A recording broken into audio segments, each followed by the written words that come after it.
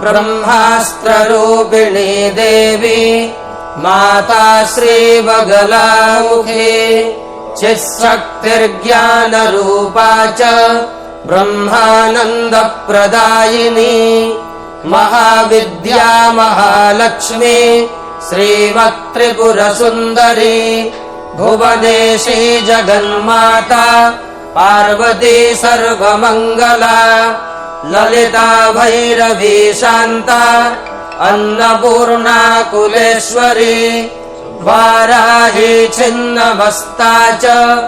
Tara Kali Saraswati जगत्पूज्या Mahamaya Kameshi Bhagamalini दक्षपुत्री शिवाङ्कस्था शिवरूपा Shivpriya सर्वसम्पत्करी Devi सर्वलोकवशङ्करी Vedvidya